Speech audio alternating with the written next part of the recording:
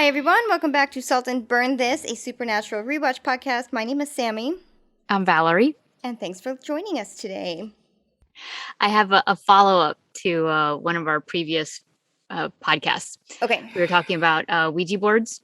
Yes. And you asked me why, if I'd ever used one and why I didn't after I said I hadn't. Yes. And I said it's because someone in my family mentioned that religiously I was opening myself up to... Yeah.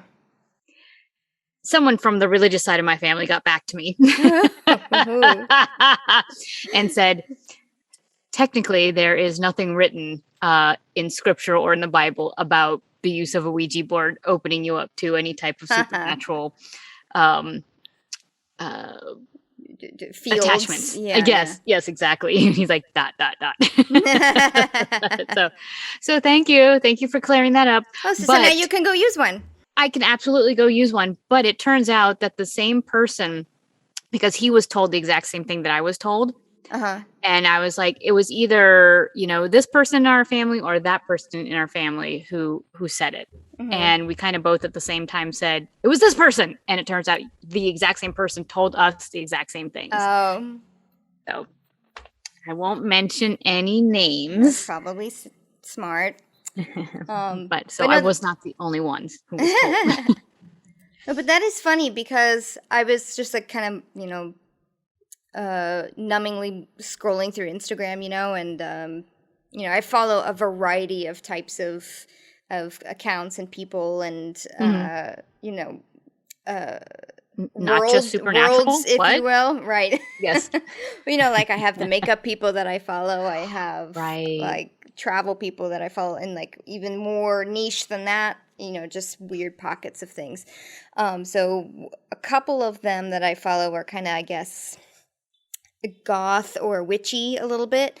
So in one of their stories, they were talking about Ouija boards or planchettes, the little thing that you use the Ouija board with. Yeah, that scrolls over the board, yeah. Yeah, so then she was talking, and then she asked a question in her stories, like, oh, have you had any experiences with them? I didn't answer, but I was reading, like, because then she reposted the ones that people sent back, And a lot of them mentioned that someone had told them that you need to close the Ouija board, like go to the goodbye and shut it before you stop playing, or else then you will be opening a door. Yes, opening a door forever, and they'll just follow you. Oh. Yeah, and you know what? I do remember that in the time that I played, I kind of remember maybe even in the instructions of the game, in the Hasbro board game. Yeah, it said right. So maybe there's a little, maybe there's a reason why my family said something like that. Yes. It wasn't necessarily based on their religious views. And they read the instructions. Yes, like Toys R Us said so.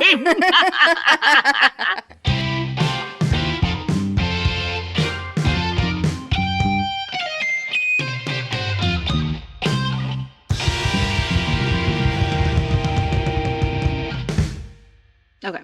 Season 2, Episode 5, Simon Said. Hello? Mysterious cell phone messages turn law-abiding citizens into killing machines. The brothers' investigation leads them to an easygoing slacker who shares Sam's psychic abilities.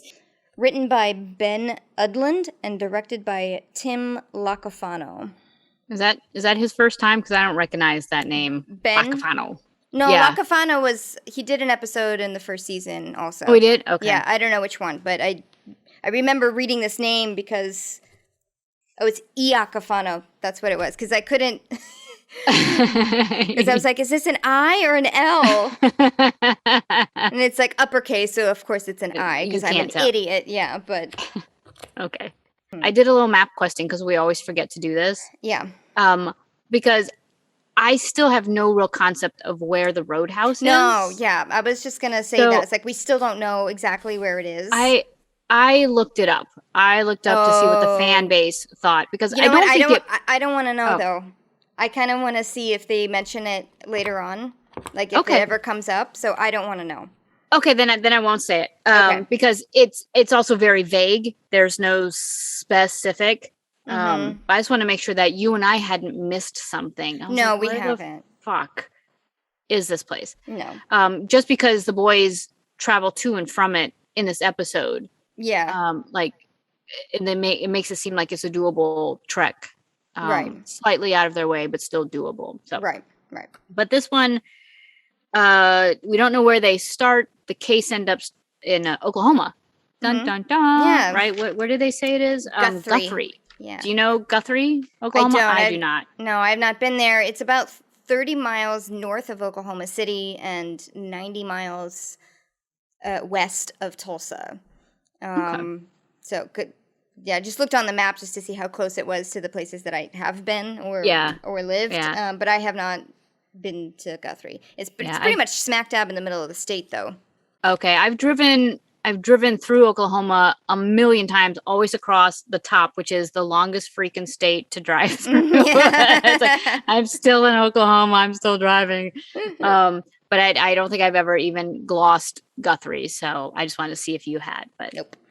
So did you notice the recap? Well, nothing major. Just I just noticed like what they talked about. You mean? Yeah. So how it just kind of leads you into this episode. Yeah. So it pulled like all the scenes that like Sam had been talking about his abilities. So they pulled stuff from Nightmare and from with just him talking about the demon has plans for me for children like me, and visions and nightmares. So it's going to be a Sam laden episode, at least about his visions, or his ability. Yeah. So. And it's been a hot minute since he's had a vision or anything, at least in the span of the show. It was like did it happen in Nightmare episode? Yeah, it was. I think Nightmare was the last time he actually had a no, that's wrong. It was the second to last episode of season 1.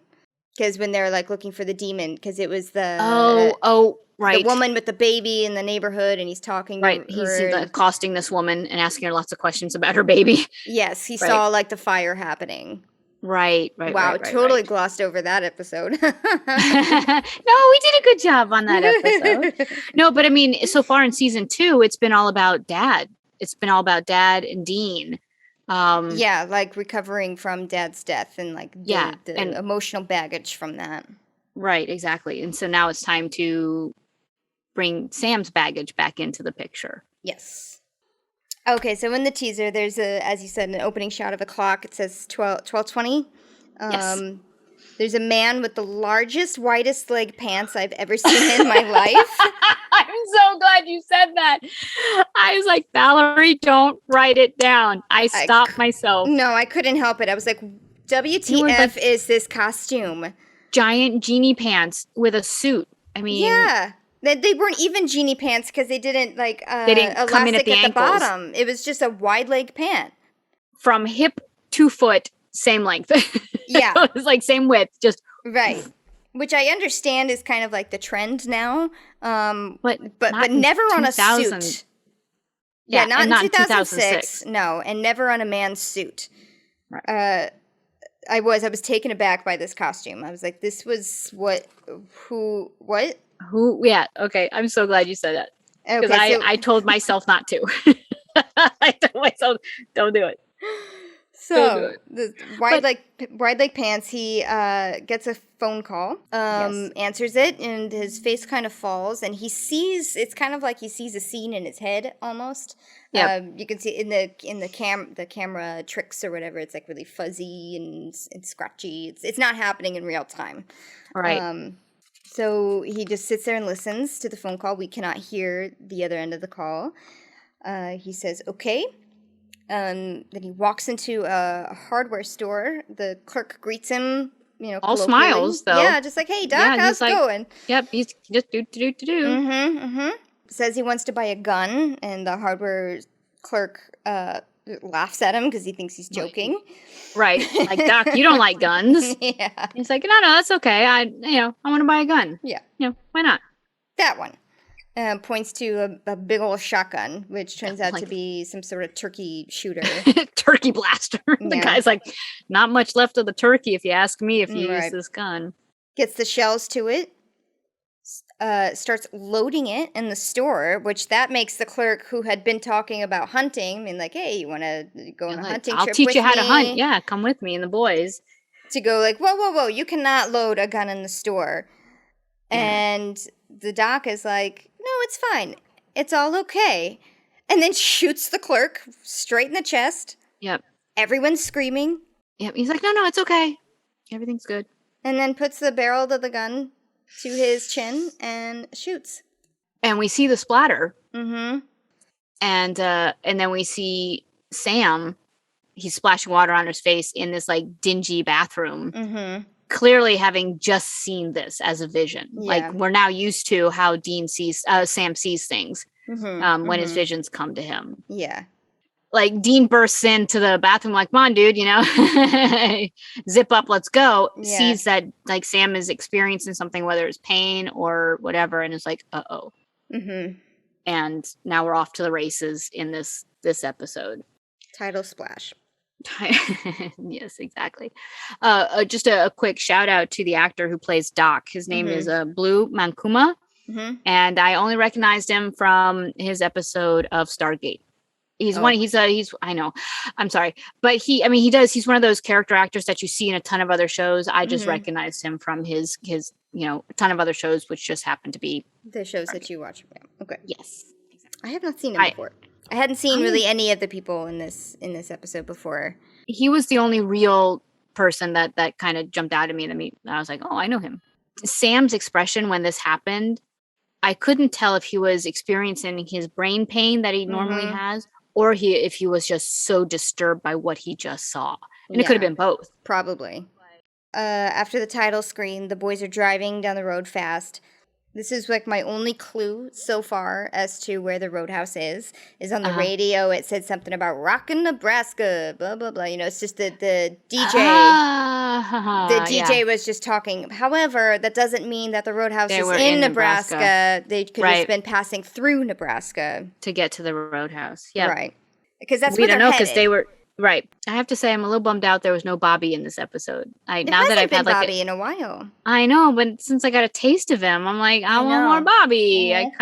I was kind of hoping that there would be a Bobby, even if it was just a phone call, But right, yeah. He's only been in the first episode so far. Like, they've been at his place, but Bobby has not shown. Right. The Roadhouse is kind of taking the front seat as far as guest appearances. Right, exactly. Which is fine with me. I love the Roadhouse. I love the Roadhouse too. I love everything about the Roadhouse so far. Everything. And so they're rushing to the Roadhouse because Sam thinks that Ash can help them figure out what this vision means. Where it is. Yes, because he's got that fancy locator thing that he built a while ago. So they're hoping it's like, maybe he can plug in some of these clues and like if the algorithm or whatever can find where this guy from something that Sam saw in his vision. Right. And Dean isn't fully on board with this. I mean, he's still driving them to the Roadhouse, but he's like, I don't think it's a good idea that we go there, be surrounded by people who are hunters, and kind of announce, hey, I'm a freak with psychic abilities. And Sam's a little taken aback by the word freak, like, so I'm a freak. Yeah. And it was just one of those slips, that Dean made, that little truthism. And he tries to cover it up like, you've always been a freak. Yeah.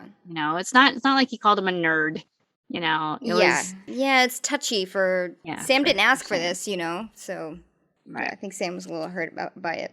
So at the Roadhouse, and this is the first time we've seen Roadhouse like fully happen. Usually it's just the main crew there, but like this time, after hours type of thing. Yeah. So there's a ton of hunters there.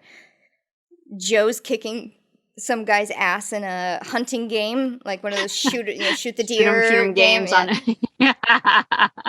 But how much time does that, what does that mean about Jo and her life, Yeah. A, she can shoot, but also she spent a lot of time playing that game. Yeah. She doesn't have a life outside the Roadhouse.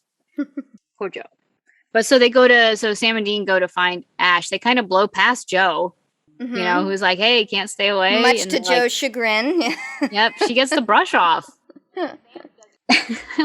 Ash's door, so they go to Ash's room in the back. What's he got? Dr. Kickass? Badass. Oh, Dr. Badass. It says Dr. Badass, and then underneath Dr. Badass is, And then underneath is a sign that you can turn, kind of In, like out. kind of like Lucy from Peanuts, her little psychiatric. Yes, the doctor is in. Yes. Yes, exactly. Oh my God, you're right. Yes, yes, yes. Yes, Dr. Badass. And I love this. Like, Sam's banging on the door, like, Ash, nothing. Mm-hmm. Nothing. Dean comes up and is like, hey, Dr. Badass. Door opens. The door opens to I'm assuming seizure is in the room. Like a cocaine-riddled, naked, strobe flashing. Yeah, it was like a rave inside of this bedroom. Whatever. And it just adds to Ash's mystery. Right. I wrote down, what was he doing? Like, naked, cocaine, because he's like, big sniff. Guess I'll go put some pants on if it's Sam and Dean. Yeah. So he does get clothed, and he pulls out his machine and plugs in some information that Sam's giving him about. He saw an image of like a bus logo from the town where the doc killed himself and the clerk. Yeah. Mm-hmm. So they're able to track down where that bus logo is, and it's in Guthrie, Oklahoma. Mm-hmm. Ash is like, okay, what next? Mm-hmm. Why this? And is this where Sam says type in some other information? He's like, try to look up. Because I think they're trying to narrow down where in Guthrie it is, like what street maybe. So yes, that's when he was just like, okay, just try and look up house fires, specifically ones in a baby's nursery, specifically where the baby was 6 months old. Right.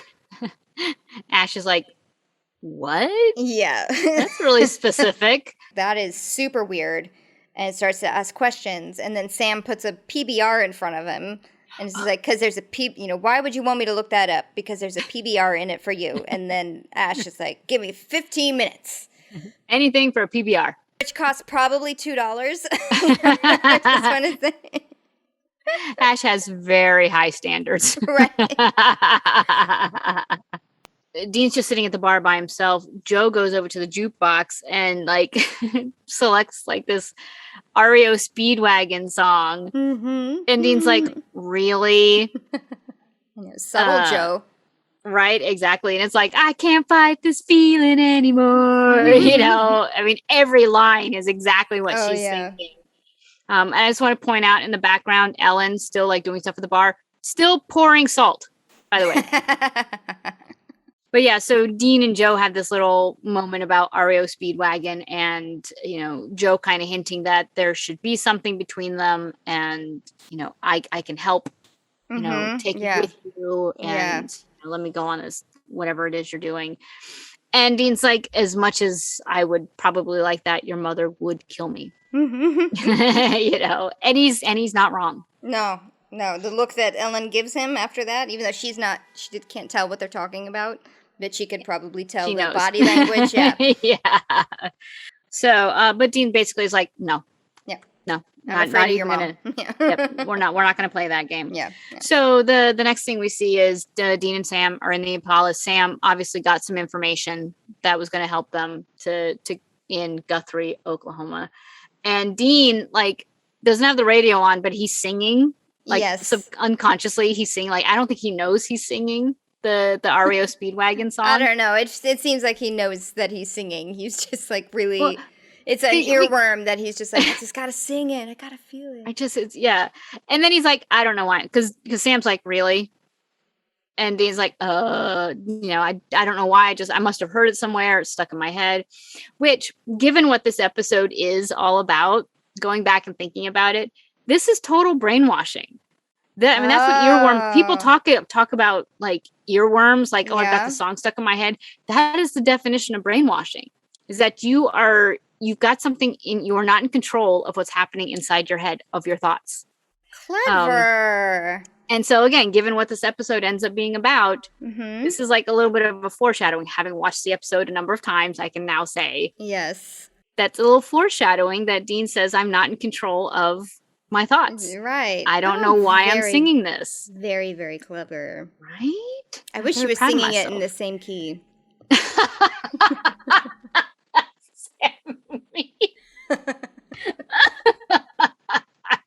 See, and here I was thinking he's actually doing a good job for. No, he was singing wonderfully because he's got a beautiful singing voice. We know this about Jensen. If you're like a super fan of Jensen, I thought this was like they learned that he can sing, so maybe we're just gonna throw in a little scene of him singing, because people, like directors and stuff, they do that with people, when they find out what their talent is and they slip it in. Yeah.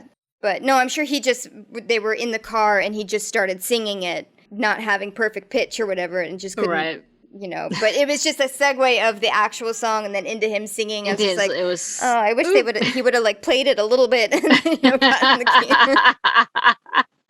But I guess it was more natural that way. And it was cute that he was just like getting ready to wail on this song. I was kind of mad that Sam interrupted him because it got right to the point where I can't stop to see it. So they find this guy. They find this guy named Andy Gallagher. Yeah. Oh, because that was the kid whose house burned out. That's right. That's how they got his name. They figure it's probably him because Sam's visions have either been about the demon or the kids that the demon has visited, such as Max from Nightmare. Right. Well, they also, like, some of the stuff they find out about Andrew Gallagher is that he's kind of it does say he's kind of a slacker, but, he owes money. He didn't pay bills, but he somehow got out of collections, like... Yeah, and he has no job. He doesn't have a place. An address. He has no residence. Yep, exactly. He doesn't have like his name on like utilities or anything. He's not registered anywhere. He's like elusive, this guy. So they're like, all right, well, let's go to the last place that he worked, and maybe we can start from there. So they end up at this diner. Mm-hmm. And, I just want to say they did a headlight dissolve. Remember that one you liked from, I forget the episode, but it went from a lamp on the desk to a dissolve into the headlights on the I think it was Nightmare. Oh my God. So this time they did a dissolve from the Impala's headlight into a cup of coffee. Yes. And I'm going to say that didn't work. No, it didn't. It didn't work. I was like, they tried to be clever. Yeah, they tried to be cool, but it was just kind of odd. Nope. So Sam and Dean are at this diner and they're in a persona. This is their first and only persona, I think, in this episode, as lawyers. So they're in actually nice suits, but not their Blues Brothers suits. No. But they're, in nice clothes, in a nice suit. And they say that they're lawyers. And I think they must have just thought of that in the moment. Mm-hmm. Because when talking to Tracy, the hostess, she's like, you guys are bill collectors, aren't you? You're debt collectors. That's why you're here asking questions about Andrew. You'll never find out. No one ever figures it out. Uh-huh. So they're like, no, we're not bill collectors. We're lawyers. He's come into some money and aunt died or something like that. So a fellow server in the diner like just jumps into the conversation. He's like, oh, you guys talking about Andy? He's so cool. I love it. It's just gushing over Andy.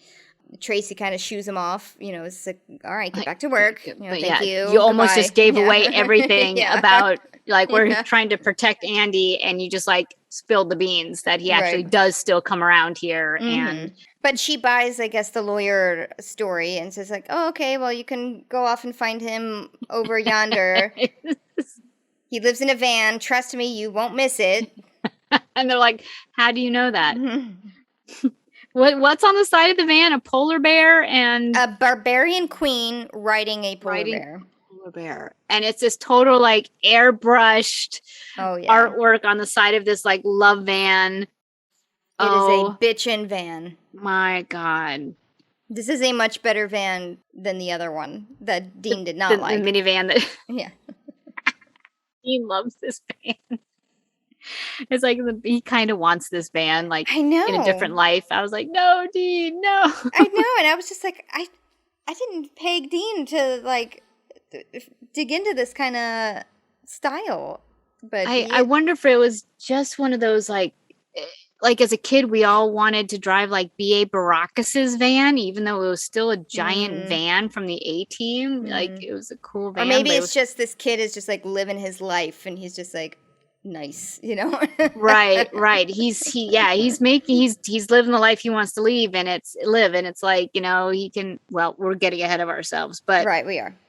Okay, so they spot the van and they're waiting for Andy to show up, and meanwhile Sam is, he's getting increasingly worried because he thinks he's going to be like Max. Right. And Max, that this kid or this is kid a killer. who might be a murderer. And he's just like, Yeah. but we're all connected by this demon. The demon said he had plans for us. Maybe we're all killers. Maybe that's his plan, including me. Yeah. And Dean's like, no. He's like, stop worrying about it. That's not it. It's not in your bones. That's not it. But then he like looks away. Like he's talking to Sam and then he looks out the window and is kind of like, fuck, I just had to tell a lie, or, you know, he's definitely hiding something. Sam didn't see this look. It was just the audience, but it's like, I mean, Dean has his doubts, and he's kind of been peppering each episode with, you know, the little doubts that he has, even though like he tries to put on the brave face for Sam, like, no, you're fine. This is all good. We'll work through this. Yeah. But then you see him like exhale, like, oh crap. Yeah. You know, it's getting harder and harder for him to keep this secret that Dad told him, as we'll see later on in this episode as well. Yeah. So while they're waiting for Andrew to show up, they see this guy walk out of an apartment building. He's wearing like clothes, but he's wearing a silk kimono over his robes, and he like waves up to this beautiful woman hanging out of window who's like, bye lover, type of thing. And then stops a man on the street, and somehow, man, it looks like the guy just gives him a cup of coffee. Andy continues down the street, sees the doc, and it looks like the doc gives him money. I don't know. I think he was just saying hi. Yeah, okay. I think it was just and Andy heads to the van. They're like, oh my God. So Sam and Dean are like, this is the guy. The music playing during this, I don't know the relevance, but I thought it was funny. This is Spinal Tap.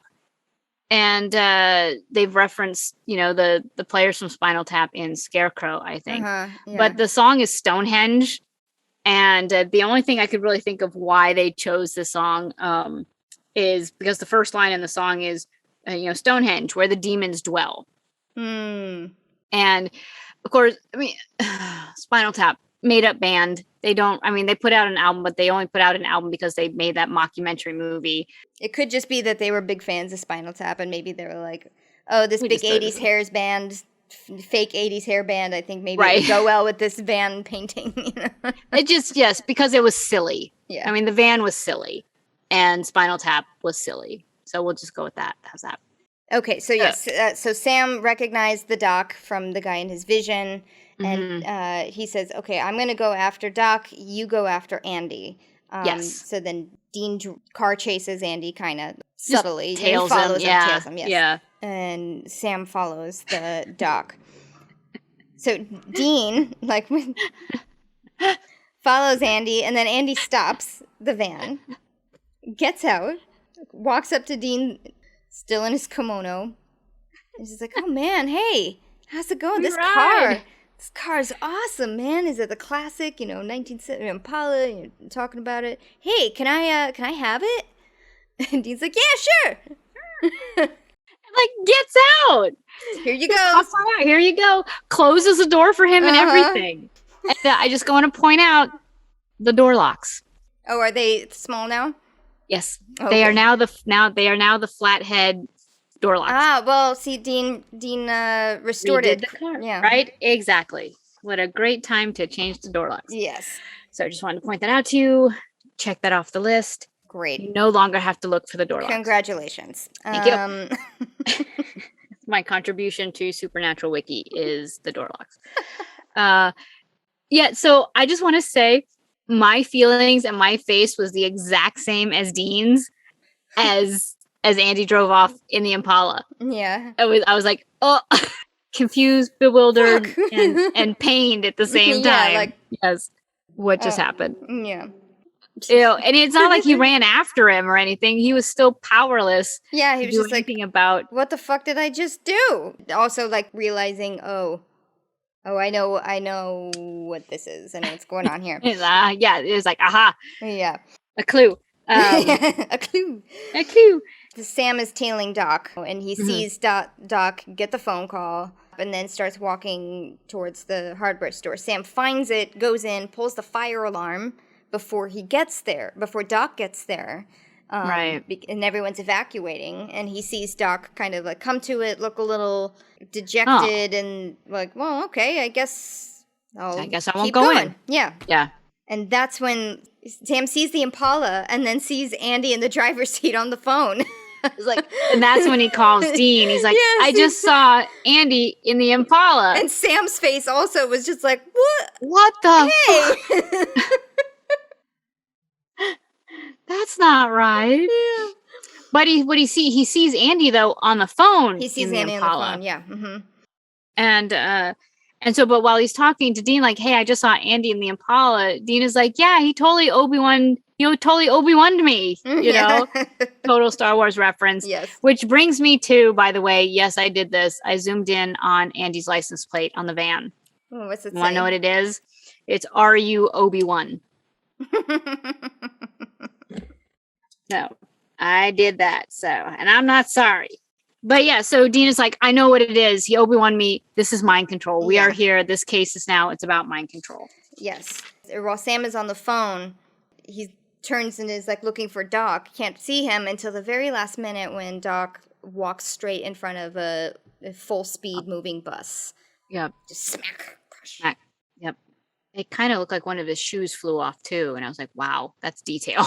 Yeah, actually. That was originally the original shot.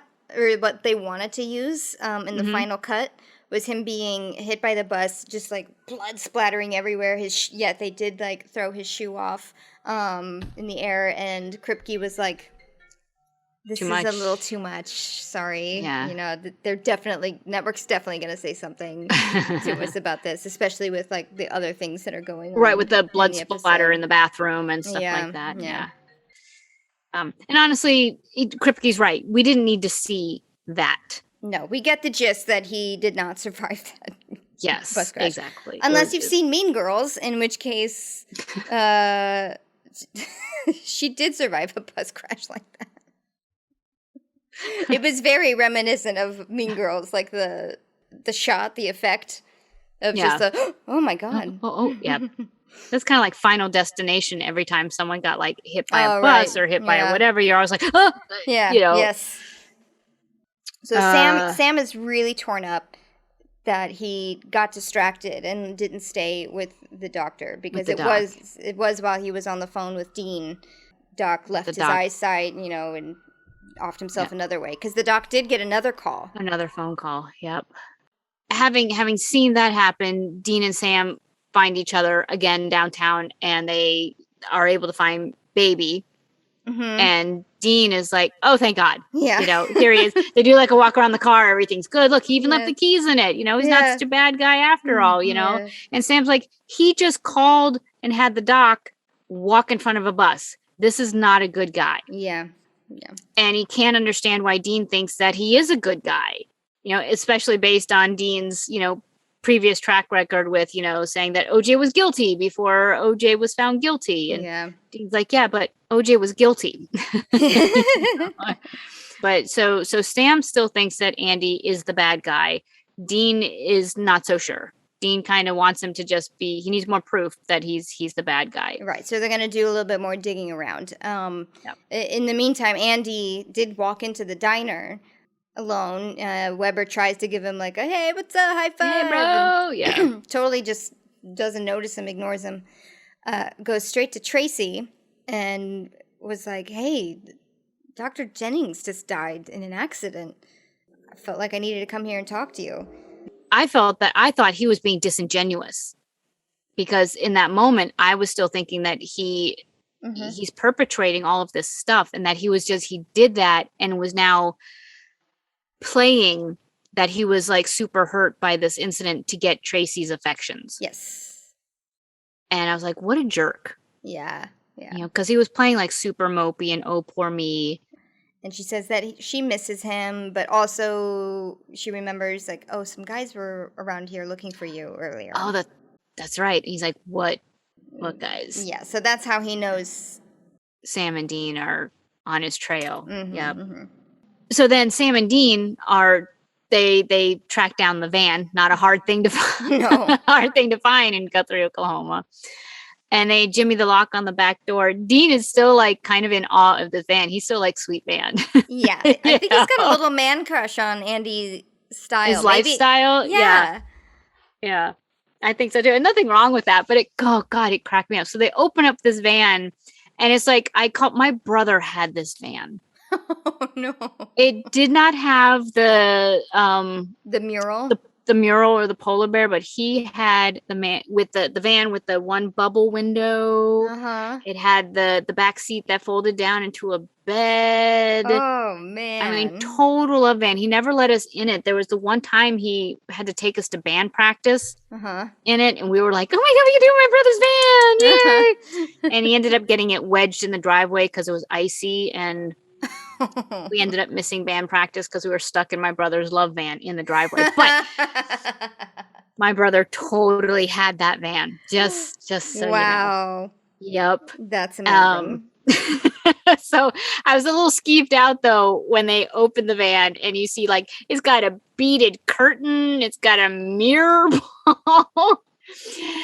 And Dean's like, he's like, well, at least there's no like, serial killer types of things. Yeah, there's no like clown pictures, there's no pictures with like scissors stabbed in them, but he's like, oh, hey, look, lion or a tiger painting. Yeah. There's like a velvet tiger painting, and he's like, oh, I like that. Yeah. And then picks up this like giant bong. Massive like, bong. It's like the size of us, this bong, Sam reaches in and like picks up some books that he found on the bed. Yeah, he's reading some like heavy philosophy books. So he's got like some disco stuff. He's got a giant bong. He's got philosophy books. Nothing serial killer. There's no manifesto. There's no one's pictures with their eyes scratched out or anything like that. It's just a smart guy in a tricked out van. Yes. But Sam, back in the car, they're talking. Sam is like using his logic, being like, listen, the doctor was killed by mind control. Andy has the power of mind control.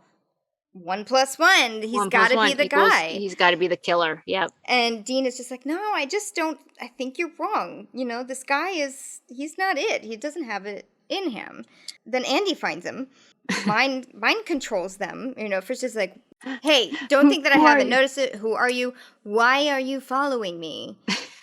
And I don't know. Did you notice that his voice changed? Yes. Yes, his timbre completely changed. I didn't notice it when I watched it on TV on my laptop because I think I was sitting so close, and also I was watching it with subtitles, and it said like distortion, right above that, like right when he says, "Why are you following me?" and tell me the truth. And I said, "Oh," and I still could only kind of hear it, but then I put my headphones in. And it's like his mind control voice. It's like it just. Yeah. Yes. Things changed. And Dean reacts to it, but Sam doesn't. Sam just keeps looking at him like, yeah, we're lawyers. We're here because you're anti. You're coming in from some money. It starts on the story that they had. But then Dean interrupts with some massive word vomit of just like their entire lives. Spirits. Yeah. And he can't stop himself. He's like, his eyes are wide. And he's like, blah, blah, blah, blah, blah, blah, blah, blah. And he's just like, I can't shut up. I'm trying, man. He's just got a hold of me. And you guys are like part of something really terrible. And I'm really afraid. At first I wasn't afraid, but now I am. And now he thinks you're a murderer. And then he just has this look of like, eyes wide. I couldn't stop it. And Sam gets out of the car. Yes, because Andy had told them, leave me alone. Dean said, okay. Yeah, got it. Sam gets out of the car and is like 6'4", towering over Andy. And he's like, I'm not affected. You can't control me. Yeah. I'm not affected by you. Yes, he's obviously not run into that before. So then Sam goes on a spiel that almost word for word what he had told Max back in Nightmare was, we're connected, you and I, because, you notice these abilities started like 6 months ago, and they're just getting stronger and stronger. It's because of this demon in the fire. It just kind of pulls everything together. Yep. Andy is like looking at him like he's crazy, as you would. All right. He's like, no, this has been kind of cool. But yeah. But then right towards the end of his, right when he starts to accuse Andy, it's just like, you did this, like you're killing people. I know that it's you. Sam gets another vision, popping in and out until Sam can't like speak anymore. Yeah, he grabs his head, he starts collapsing. Dean runs over, and supporting him. He's like, Sam. And whatever Sam is seeing, again, so gruesome. Mm-hmm. That is it the pain in his head, or is it the vision that he's having that is just knocking him to his knees? Yeah. And is this when we see that he's seeing a woman like set herself on fire? Yes, it's a blonde woman, who's like pumping gas at a station. She gets a call, kind of the same look as the doctor, listens and says, "Oh, okay, no problem, I can do that." Starts the cigarette lighter, to in her car. Yes, takes the gas pump out and just starts dousing herself with gasoline, like all over the front of her, all over her hair, just like a shower, shower. Yeah. It was gross. I hate the smell of gasoline. I was gonna say, can you imagine the smell? Yeah. And a gas station attendant sees her. It's like, whoa, lady, what are you doing? And she's like, it's gonna be fine. Exact same words that the doc said. Yeah. And pulls out the cigarette lighter and ignites herself and just goes whoosh before the attendant can stop her.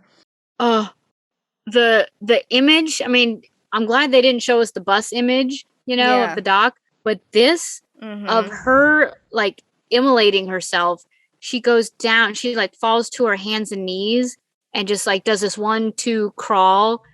Oh, it was so disturbing. So I was reading a little bit about how they did the stunt. And it wasn't just like a fire suit exactly. It was, they put the stunt person in a silicone suit that kind of had her likeness, the actress's likeness. Oy, yeah. So there's not a lot of barrier going on between her and the flames. Yeah, because silicone, it doesn't destruct in fire. It sounds like someone's roller skating above you. This fucking woman vacuums every single day. Every single day she vacuums. What the hell are you vacuuming every day? In a New York apartment. With no rugs. I don't think there are any rugs up there because also this fucking kid of hers runs all day from 6 a.m. to 10 p.m. When we lived together, we had the stop walker above me. It's nowhere near like this. Wow. And then this vacuuming. And it's every day. Sometimes it's really early in the morning that she vacuums. And I'm like, why is your place such a mess?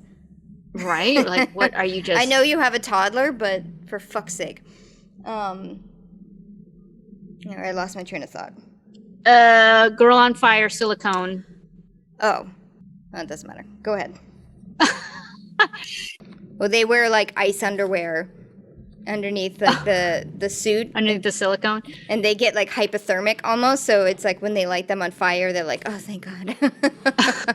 I didn't know they did things like that, like put like a human-looking suit on you, like a silicone human face. It used to be that you had like this helmet that just kind of had the indentions of like your eyes and your nose, so that you kind of saw, if like you turned your head, you could kind of see the outline of a face, but it was just this helmet. So it just looked like you were a monster on fire. Yeah. So I think over time they've made it more realistic. Oh yeah.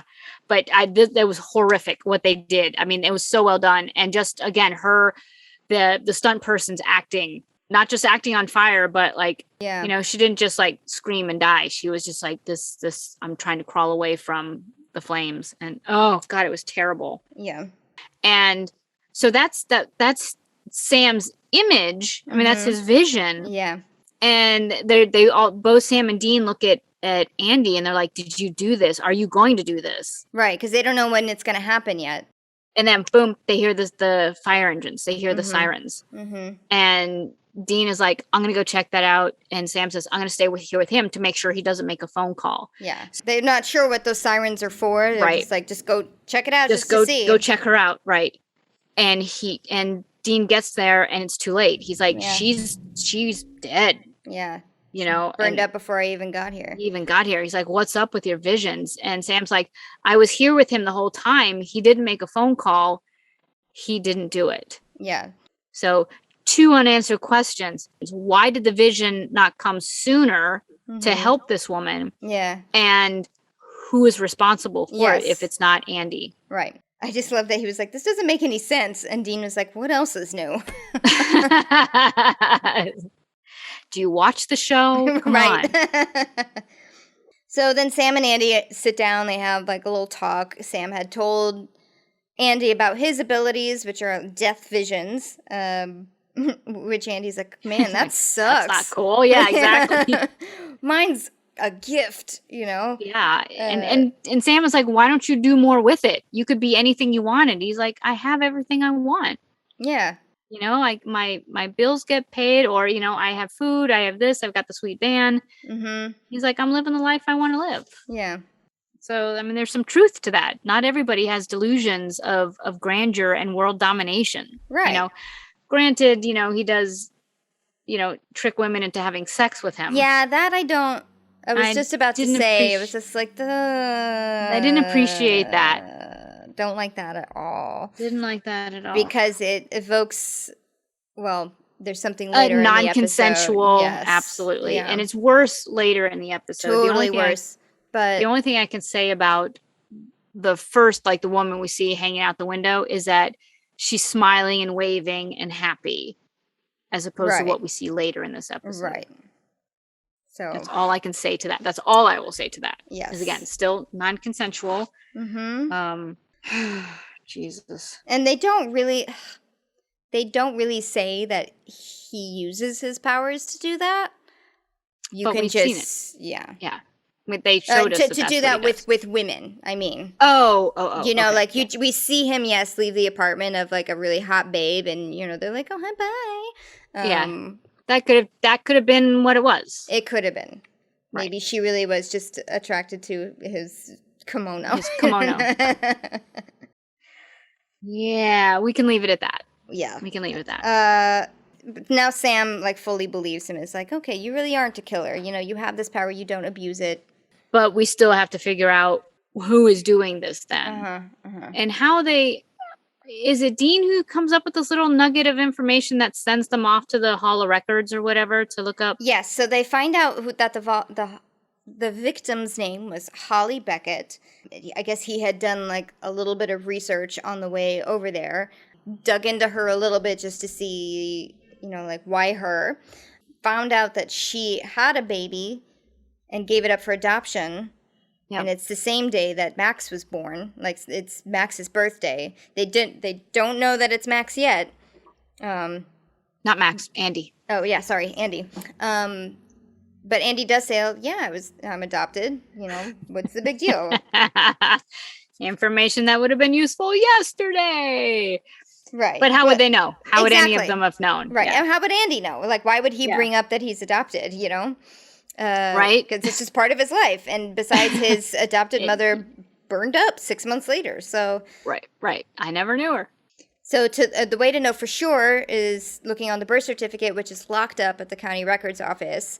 And then Andy is like, well, that's not a problem. That's not a problem. Right.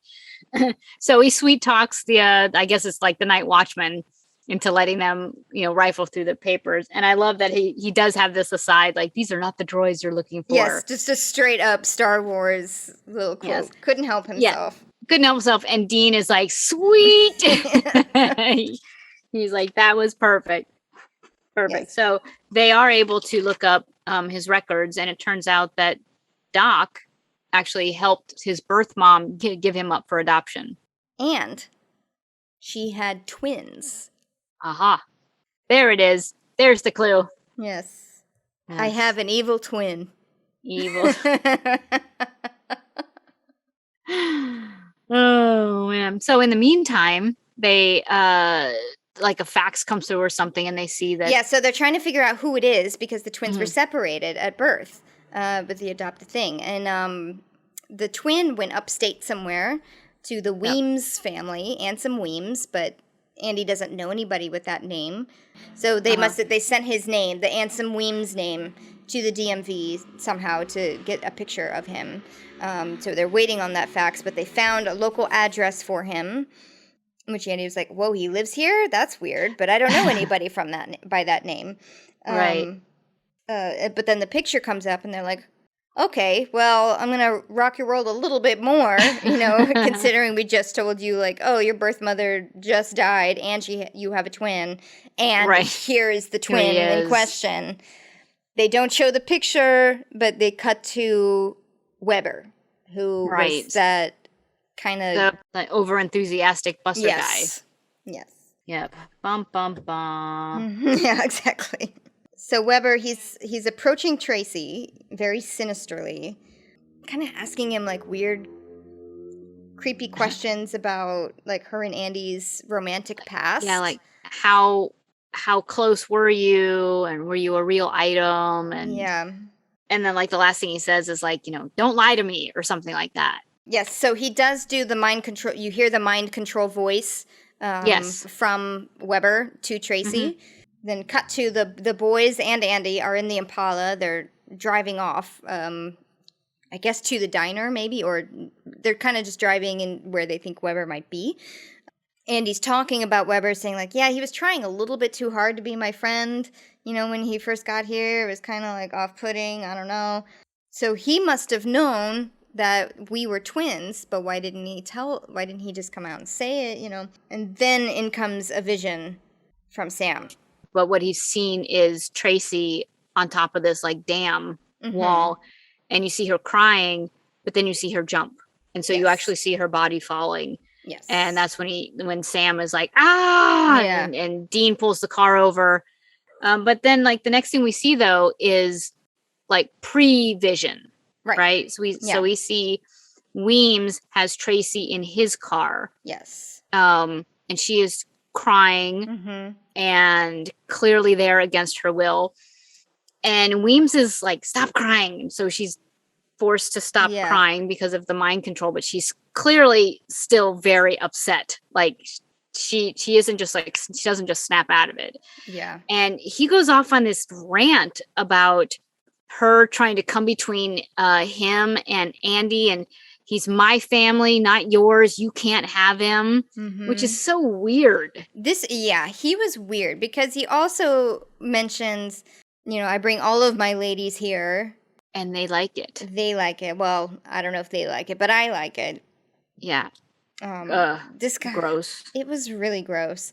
Yeah, it's like the most rapey thing that Supernatural's ever done. Very, very rapey, especially later on when... I mean, she's being forced to take her own clothes off in the car. My question is, why is he punishing her?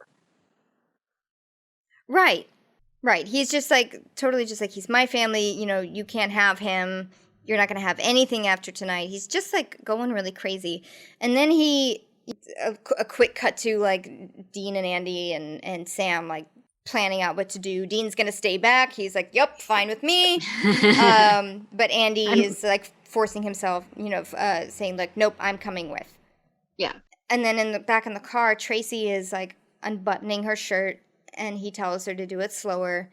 And then he's like, after we're done here, you're going to go over to the edge of that dam. And you're going to think that you can fly. You know how to fly, right?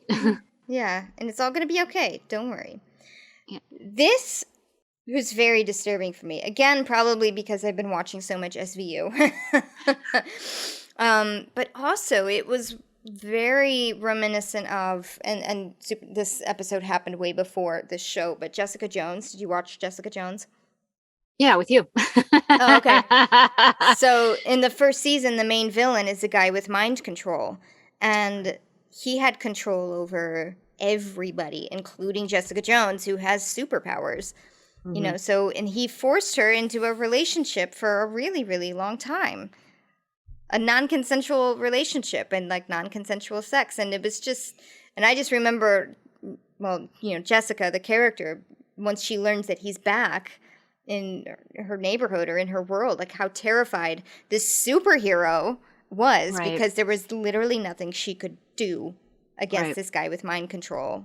And she's like, you made me do things that I, didn't want to do for however long it was, like a year or 2 years. I'm not sure, but... Yeah, very disturbing. Non-consensual. Anything. Get coffee with me, or take your clothes off for me, or leap off a bridge because I told you to. I mean, it's...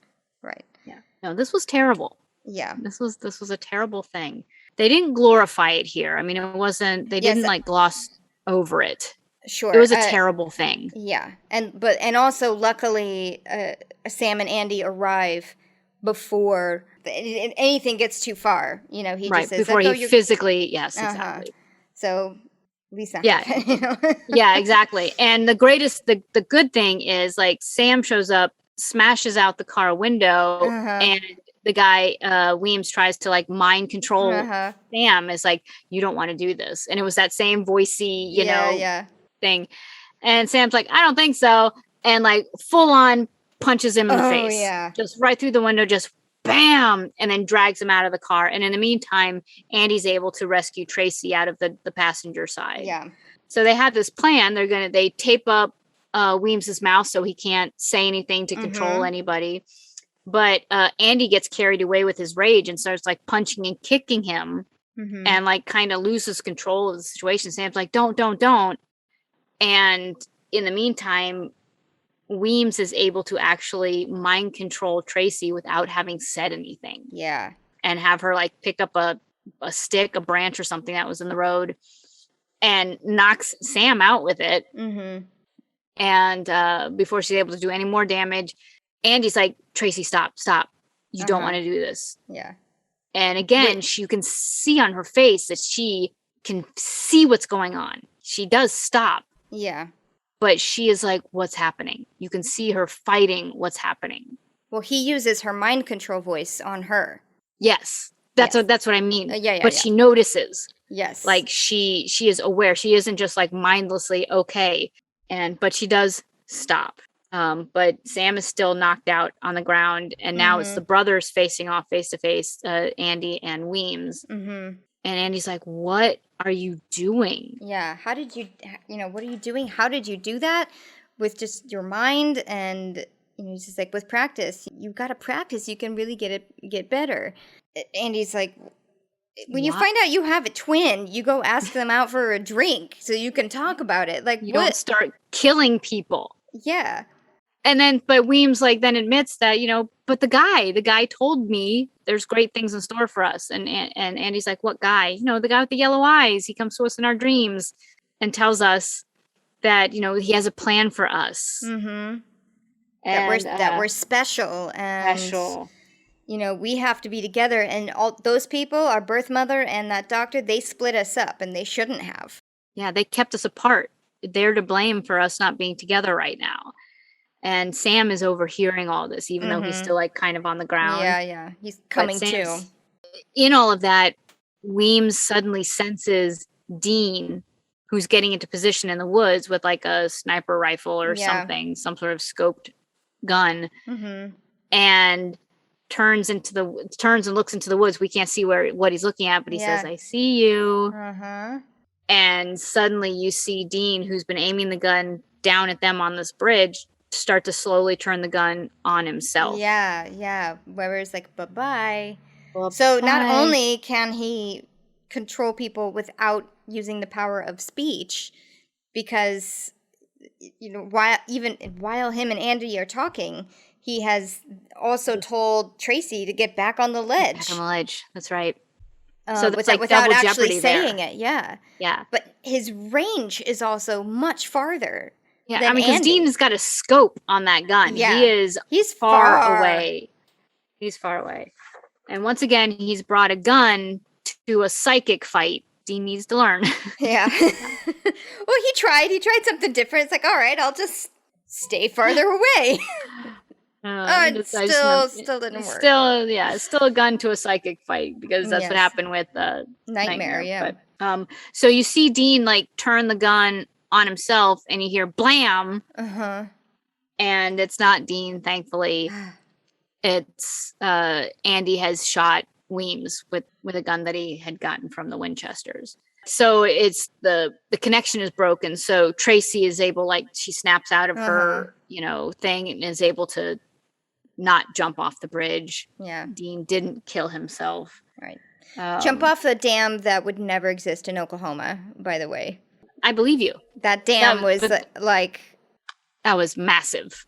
Huge. I did actually look up. I was like, well, maybe I'm wrong. I don't want to speak out of turn, There is a dam in a lake near Guthrie, but it is not like Not that. It's that. like one of those little circle ones that like sits ground level that the water like can pour into. Like a little lock. Yeah, kind of. Yeah. Yeah. Somebody pointed out that there was a scene where it says like Bank of Montreal in the background. Oh. They're like, I don't think there's a Bank of Montreal in Guthrie either. No. So it's the next morning. Andy is giving a story to the cops, for them to all believe. It's like, oh, he shot himself. You saw it. You saw remember? it. Yeah. And they're all like, yes, we did. We saw it. Oh my gosh. He walks by Tracy, tries to get her attention, but she won't even look at him. She's like terrified of him now. Yep. Good for her. He was just like, no, I've never used my mind control power on her before. Yeah. So he didn't want to. That's right. That's noble. And he didn't need. He didn't want to, and he didn't need to because she and he had a connection. Yeah, a real one. So, as a side note, also in the daylight, you see what car. Again, I know you're not a big car person, but the car that Weems was driving was this like piece of shit Monte Carlo, and it's perfect for a douchebag. Yes, I knew it was a piece of shit car, like when he was driving, because it was really clunky, like just like a really poor, shitty car. But the Monte Carlo was like, it was a muscle car, but a sedan. Oh, and so it's like your ultimate like douchebag car. Okay. And there was a guy in college who he didn't go to my college, but when I was in college, he tried to like sleep with as many freshman girls as he could as like a scorecard type of thing. Yeah. And he drove a white Monte Carlo, which is why I was like, yes, it's the douchebag car. So Sam gives Andy his phone number before they leave. It's like, if anything happens, just call us. Yeah. But we gotta go. I'm really sorry. Like, we can't stay here. Yeah, and Andy's like, what? You just like uncovered all these truths about my life. My brother was a serial killer psychic. I'm a psychic, and there's a yellow-eyed demon out there. Yeah, or a yellow-eyed guy, and you're just leaving me alone. And they're like, yeah, yeah. Sorry, we gotta go. Be good. Yeah, be good, or we'll come back. Right. Right. But Sam's like takeaway from this whole thing, even though Andy wasn't the killer, when pushed, he still killed. Yeah. And he's like, everybody, in our circumstances, when pushed, will be a murderer. And he focused it down on just him and like, these psychic kids, so to speak. Yeah. But I'm like, that's for anybody. I think pushed to in any degree, anybody is capable of murder. I mean, he killed his brother to save 2 people. That's not murder. That's right. Do the right thing. And that's someone who is just so worried about such a supernatural situation that he himself is in. Yeah. Involving a demon, Yeah, and he's not in control of his circumstance. I mean, he's not in mind control, but he is not in control. The visions come no matter what. Yes. So this is a always thinking of like the worst case scenario type of thing.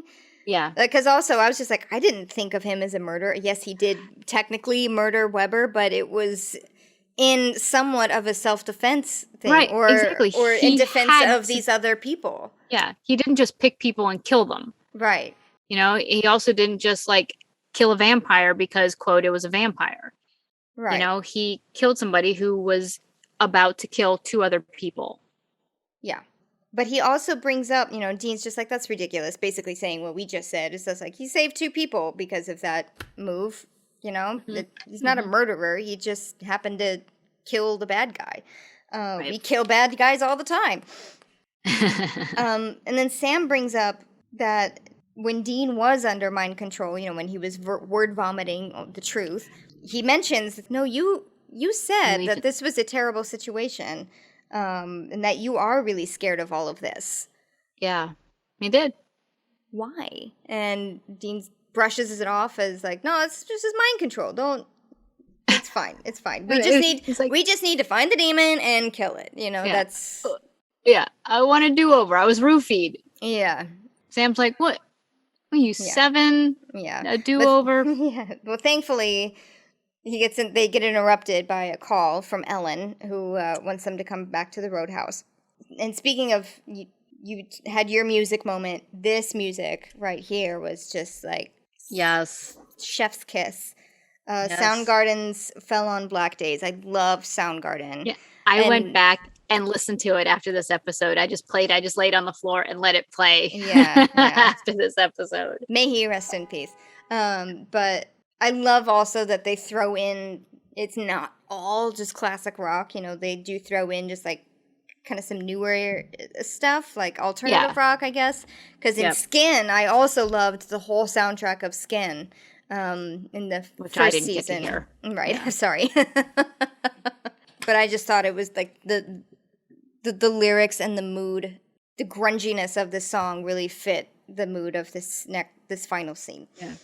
Yeah, well, even just the title of the song, Fell on Black Days. Right. I mean, all you got to say. So, so they head back to the roadhouse, and things are a little bit more somber. There's no one playing video games or anything like that. Yeah. It's just like Ellen cuts to the chase. Yes. And she's like, sit down, tell me what happened. Yes. And Ash they're like, gave me all of this stuff. And they're like, no, it's a family thing. We're not going to talk about it. And she's like, no, this is now all of us. Mm-hmm. Whatever it is you're into is now everybody. Yeah, yeah. And she snaps at Dean, too, because he still tries to push back. He's like, no offense, but it's none of your business. And she's like, you watch your tone with me. Yep. Yes, Ellen. and he does. Yeah. I mean, he isn't like cowed by her, but he just, I think it's a realization of it's time to stop with the facade. Yes, because this is something they're not used to. Because she's sitting here saying, like, this is not just your personal war. This is just war. And it's going to eventually involve all of us. So we can't have any more secrets. Yeah. We can't have any more the upper hand. Things. Yeah. Yeah. Whatever is coming with the upper hand. We don't have it. Yeah. So we need all the information that we can have, good or bad. But this is different than what they're used to because Dad was always so secretive, right? He was always so like on a need to know basis, like very, very, very need to know basis. This is the exact opposite. Yeah, even then, even like in the big picture, he's just like, nope, you don't need to be involved. Yeah, but now she's like, not only are we going to involve ourselves in this, we're going to be helping you. Yeah. Whether you like it or not. Yeah. So Sam tells her the truth. There are people out there like Andy and like me who develop different varieties of psychic abilities because of this demon somehow. Yeah, and the look on Dean's face when Sam actually says like me. Yeah. It's kind of like he's waiting for the axe to fall. Yeah, like who's going to come now you're a supernatural brother? Thing. Yeah, he's going to become the hunted. Yep, exactly. And you see that on his face, but Sam keeps going. He just keeps telling the whole story. And is, says there's psychics like me out there who, have visions and can do this and can do that. And Ellen like jumps right in. She's like, well, are they bad? Right. And Dean's like, nah, they're not bad. And Sam's like, yes, some of them are. Yeah. So Dean is still trying to sugarcoat. Yeah. And, or like make it so that people don't think Sam is bad. Right. And, but Sam's like, nope. This is we're gonna put it all out there. It's all out there. And they talk about the fires on the 6-month birthday of the kid, and Ellen's like, okay, good, there's a pattern. And Dean's like, yep, that's it. Yeah, and Sam says no, because I looked into it. Ansem Weems did not have a fire at his place. Yep, his mom didn't die on the ceiling. No. And Ellen kind of figures out the full scope of it, just being like, so there's no way to really no way to track them down, and we don't know really not all of them. Yeah. I remember when I first watched this, I was confused by the genealogy of the twins. I kind of got lost in the birth mother or the adopted mother and who died when, and when they didn't mention a fire for Weems, I actually hooked onto that. I was like, but they didn't say anything about a fire, like any of his parents or a house fire. They didn't say anything. And I kind of just like, I was like, I'm just confused about what's happening because I was so confused by the string on the walls. Yeah. So that when at the end of the episode, when Sam said that, I was like, I wasn't confused. Yeah. I just didn't have the full story, and rightfully so. Rightful in my confusion. Yeah. And that's how it ends, right? Yeah. Ellen's like, Joe, we're gonna need the whiskey for this one, Right, because she sent Joe away. She's like, go get beer, and Joe's Yeah. like, but I, and you don't talk back to Joe. I mean, to And Ellen. Ellen, yeah.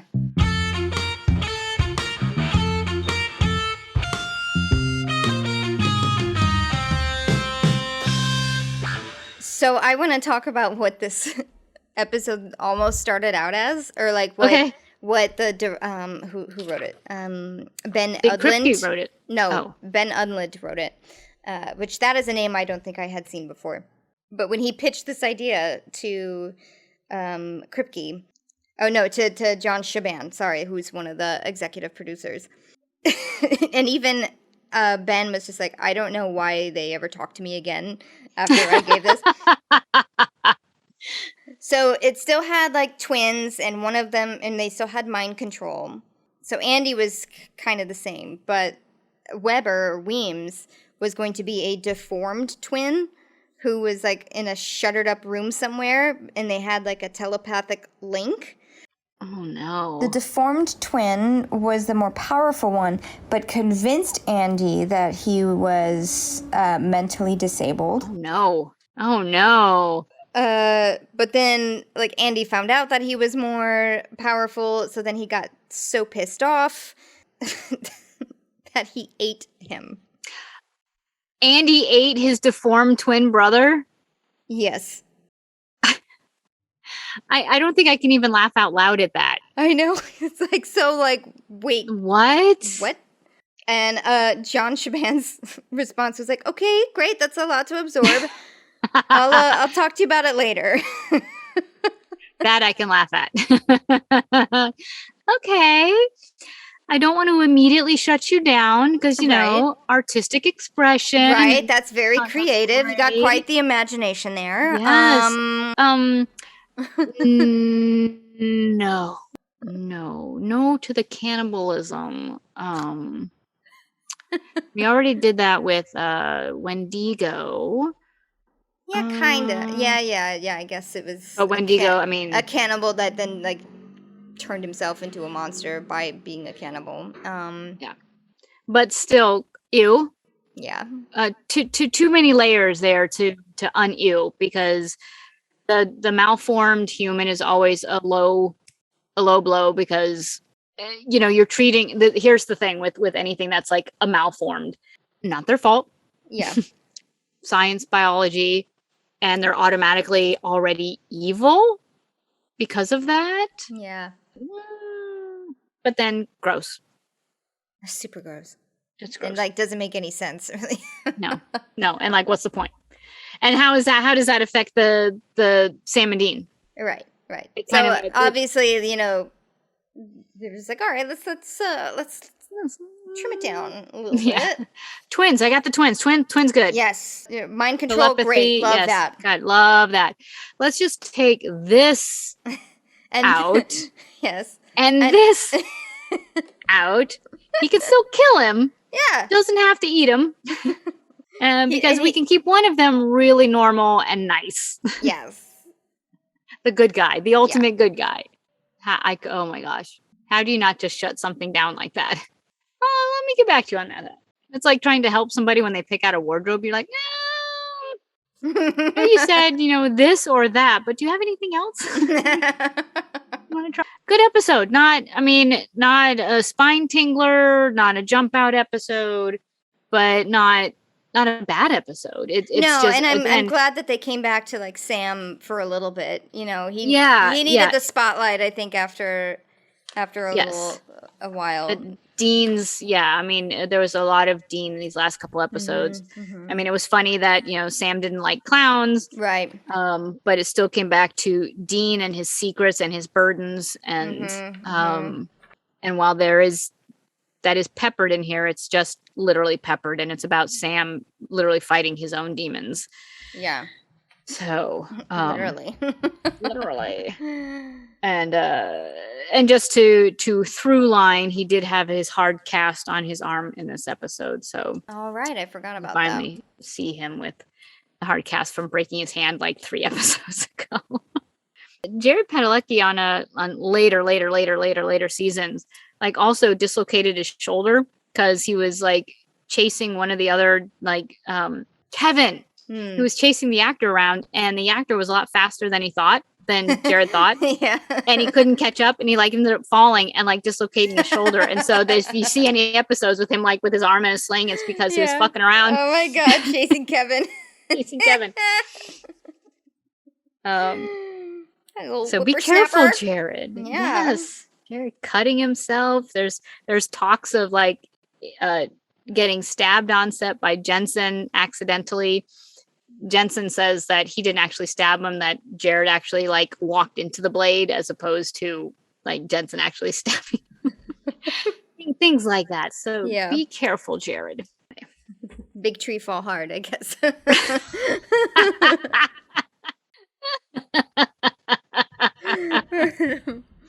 On that note, yeah. What's the next episode we're supposed to? So next we're gonna talk about No Exit.